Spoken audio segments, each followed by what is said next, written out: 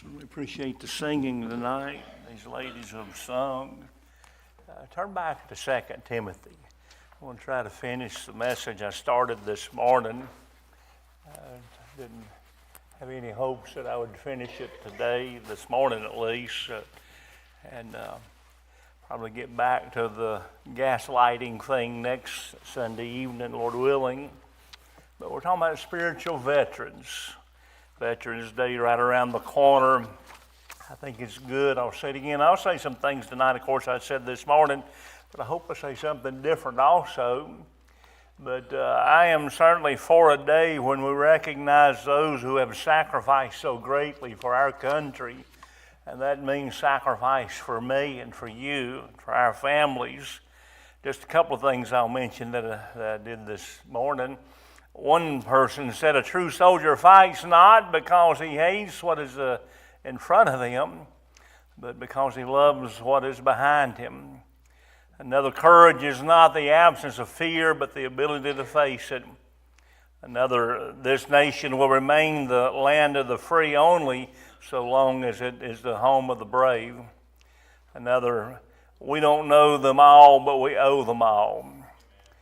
And then this one I like especially. If you want to thank a soldier, be the kind of an American that's worth fighting for. I surely agree with that. We are responsible for our citizenship, not just our relationship with the Lord, but as citizens also. And unfortunately, sometimes that means that we may have to go and fight. I certainly hope not that doesn't happen again, but it may at any time. But I do know this, we are in one battle. We are in the spiritual battle. We have an enemy, he's called the devil. Just to remind you, in case you've forgotten, he doesn't like you, and he doesn't like your God. They've been enemies a long time. Anything related to God, anything connected to God, anything for God, he's against. He's against with all his might. That means you. That's why Paul said, I have fought a good fight. That's why he told Timothy, as we read this morning, look and see what it says. Chapter 2, we'll read only verse 3. Thou therefore endure hardness as a good soldier of Jesus Christ. Those words spring off the page in my heart. Thou, Timothy, you, not just others, not just those in the past, not those in the future, not some you know, not the big wheels, or he said you have the responsibility of being the soldier. He says, thou therefore, because of things that I said before, these things are true, but then the word endure. It signifies in my heart a difficulty, a hardship, a hardness, something I don't want, but he said endure. He says endure hardness. Makes it even worse. The word endure by itself is bad enough, but the word hardness makes it even more undesirable, but necessary. As a good soldier of Jesus Christ.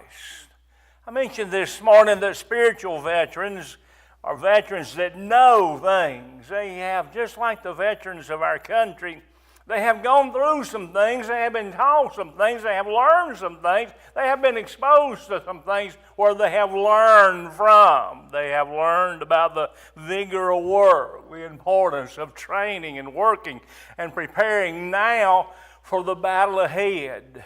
Don't do that now. You won't be ready for the battle when it comes. Also, the virtue of watching. The fact that whether you're out on the field or whether you're in camp and there's somebody on guard, somebody needs to watch. In fact, everyone needs to watch because the enemy is sneaking around.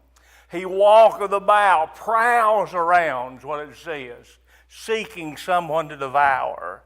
We need to watch. A spiritual veteran also knows about the valor of winning. That's why they are there. They're not there to lose.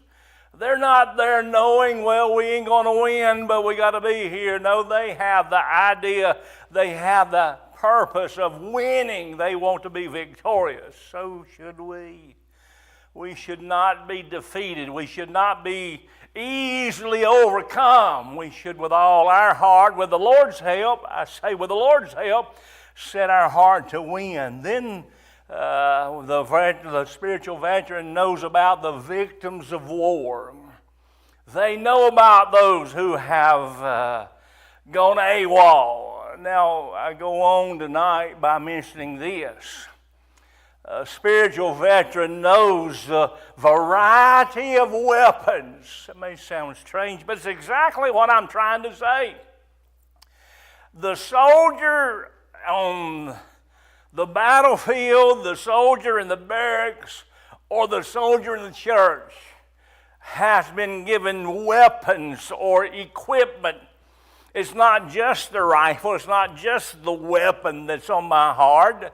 It has the idea of boots and helmets and knives and bayonets and socks and canteens and compasses and first aid kits. There's nothing that soldier has on his person. I say it again, there's nothing that soldier has on his person that's not necessary.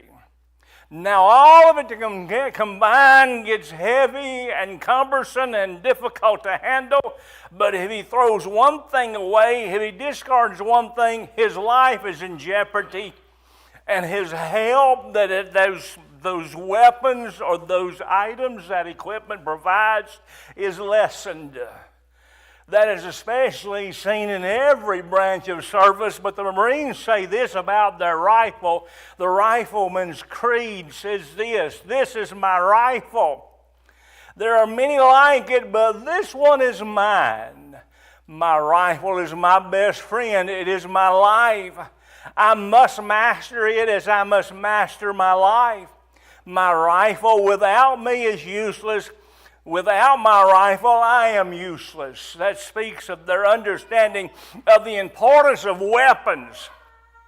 You can't go into the battlefield fighting against an armed enemy without any weapons, without any equipment. And so it is with a Christian in this battle. We find the type of thing that points to this direction, like in 2 Corinthians 10, 3 and 4, where it says, "For though we walk in the flesh, we do not war after the flesh. For the weapons of our warfare are not carnal, but mighty through God." He is saying we are in a battle, and we have weapons to use to help overcome the devil and keep the devil from overcoming us. But these are not literal weapons, he says. These are not carnal or earthly weapons. These are spiritual weapons. Those things like faith, of trusting God, believing God. The helmet of salvation, which means our mind set in the right way. Things like being faithful to God and serving Him. Those things, like I'll read one other verse that's on my heart. It says in Ephesians 6, 10, and 11, "Be strong in the Lord and the power of His might. Put on the whole armor of God, that you may be able to stand against the wiles of the devil." I'll not go through it. I mentioned it just the other day.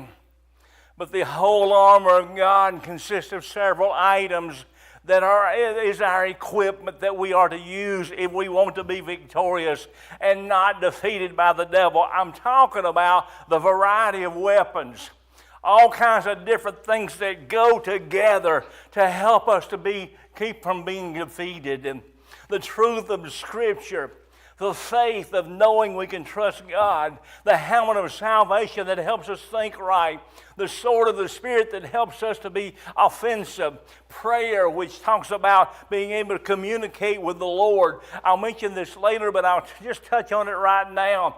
When you're on the battlefield, being able to contact headquarters is vital. The radio is needed. The radio connects you back to headquarters, who knows more than you do about the situation you're in. And if there's anything we need, I mentioned it this morning, I know it, but I'll say it again, that we need to realize the importance of is the fact that staying in touch with the headquarters. being willing and able to pray is such a blessing. I mentioned number 5, the variety of weapons. Also, number 6, a spiritual veteran knows the voice of wounded. The voice of wounded.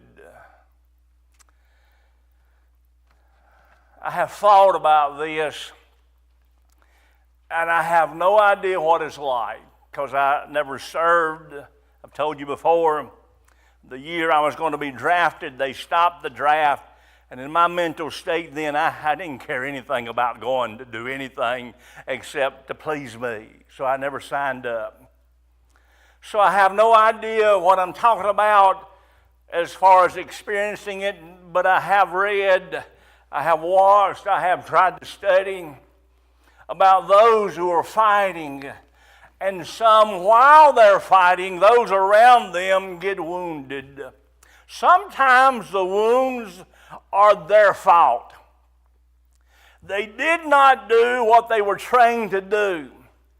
They did not follow the previous instructions back at boot camp, and because they did not do what they knew they should have been doing, they got injured.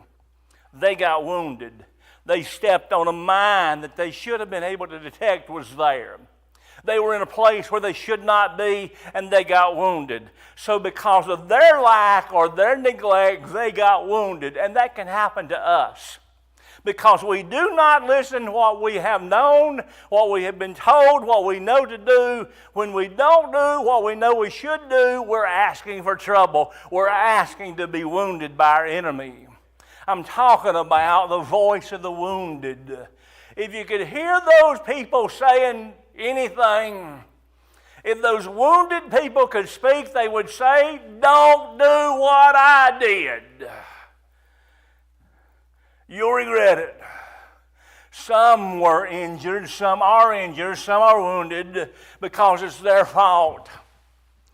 Some are injured because it's not their fault. They were doing the best they could. They were using every tactic they knew. They were using every part of the training they had received.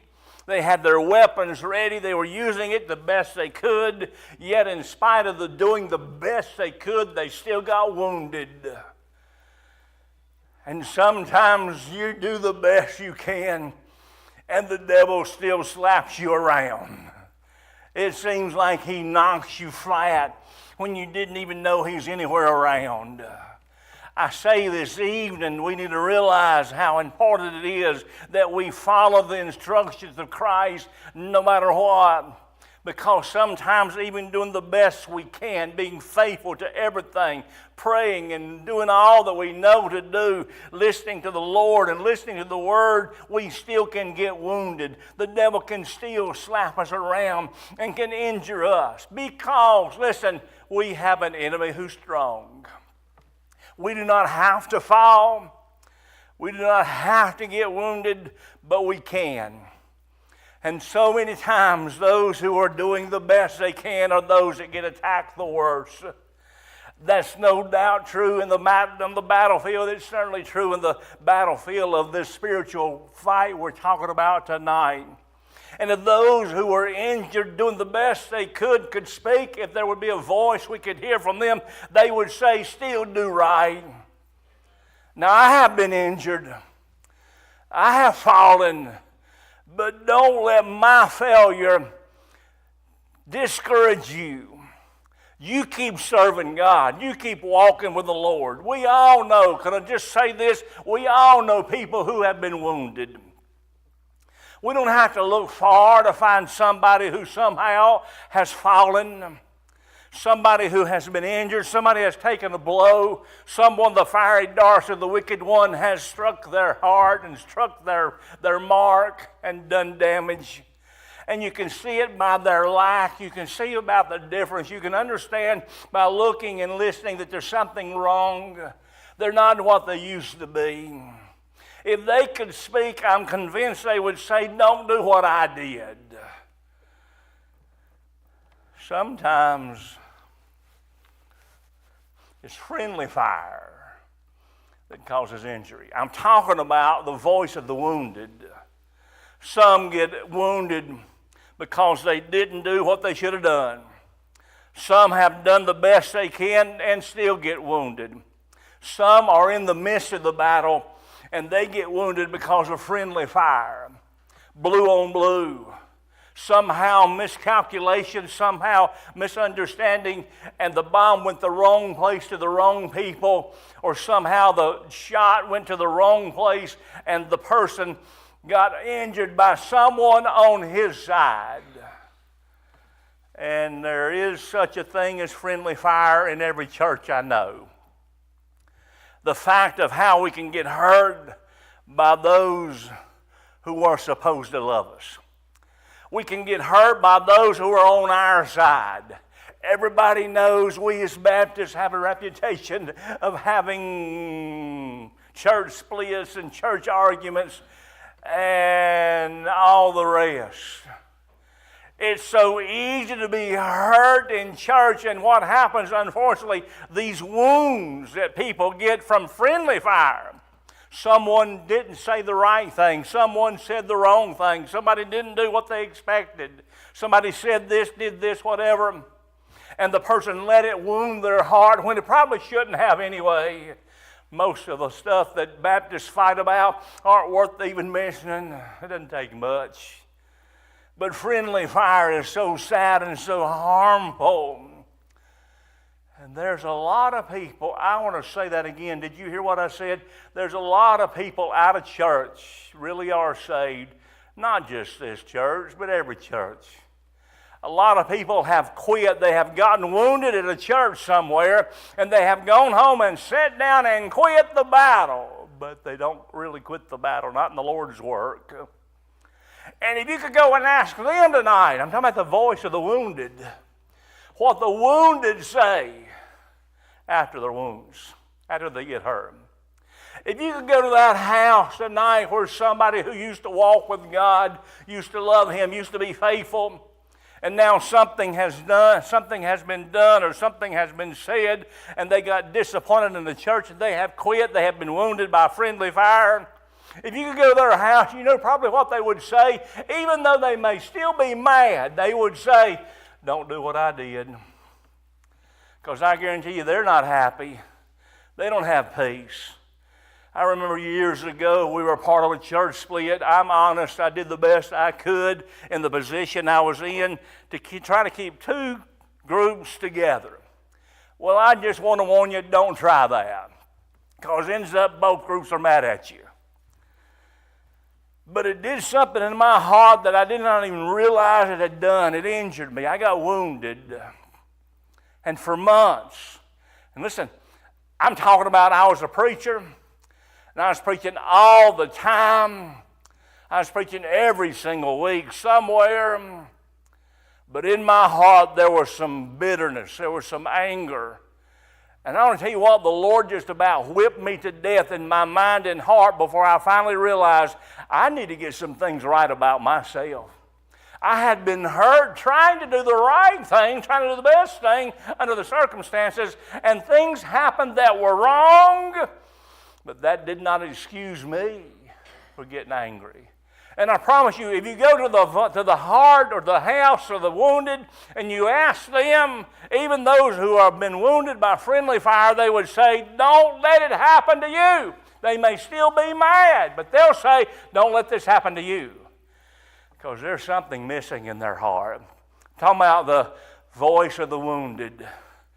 So important. Listen, but let's go to the other side of this coin.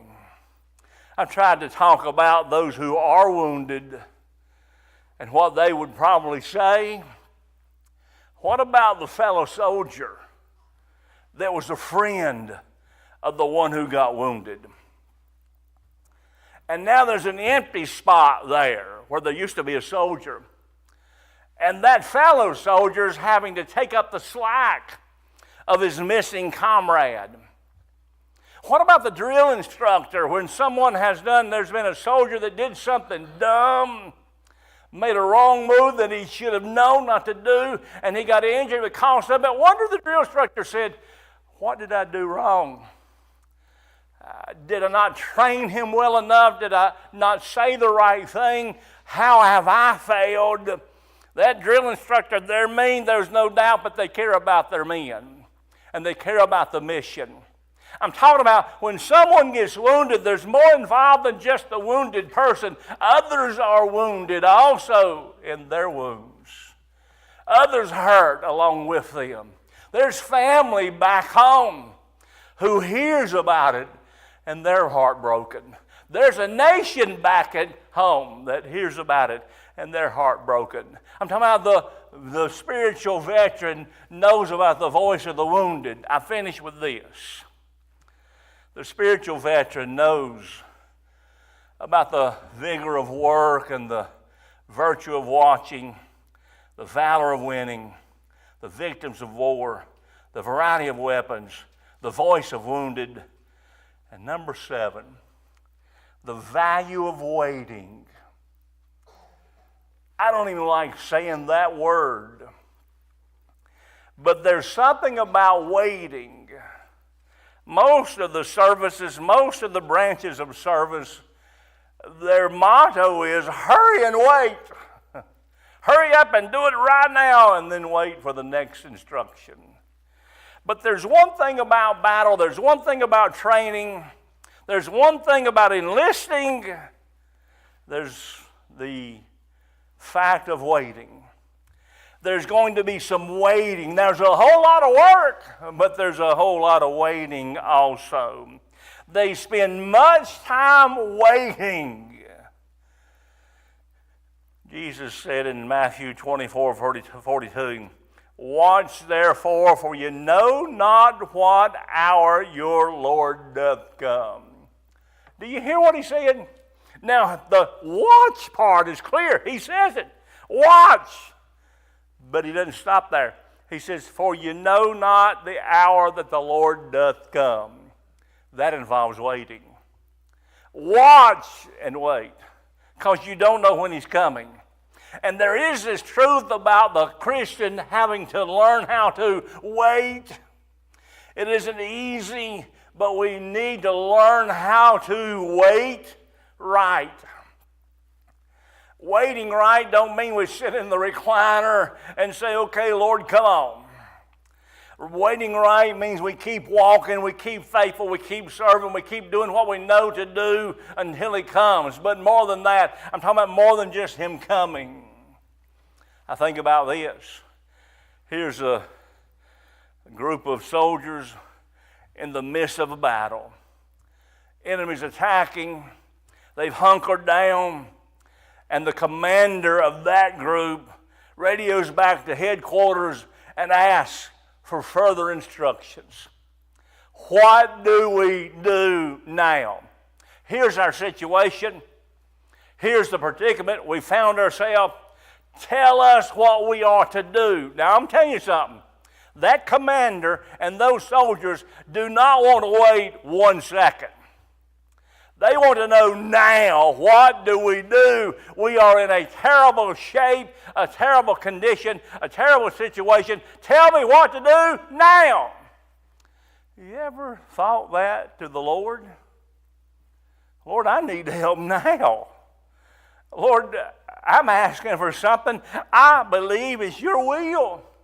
And I've been asking for a good while, and you have not yet done it. Lord, please do something now. Is there something I'm missing? Is there something I need to do that I have not done? Is there something I'm lacking? If it is, show me, but show me now. I need help now. But we need to learn to wait. Because like I mentioned this morning, headquarters knows more than those that are on the field. Headquarters knows something about that battle that those even in the midst of the battle do not know. Headquarters knows the plan. Headquarters knows what's going on. And headquarters will tell them right if they will wait and listen. The spiritual veteran knows the value of waiting. Perhaps the supplies are low, the men are hungry and tired, and the enemy bullets are whizzing. But that commander on the field must realize, I cannot make this decision on my own. If I make the decision by what I think and what I know and what I want, I probably will make a bad decision and will make matters worse. I must rely on the headquarters. I must rely on those who tell us. I must rely on the one in charge. So he radios, tells them the situation, and says, waiting for further instructions. And they wait. They're waiting for reinforcements. They're waiting for whatever, but they're waiting. You know why? Because they know they need help from headquarters. Now, I will be honest, and I'm real close to done.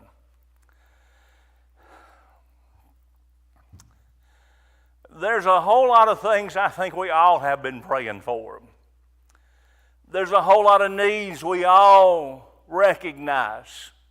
So much of it is physical, sick people, hurting people, but so much of it is spiritual.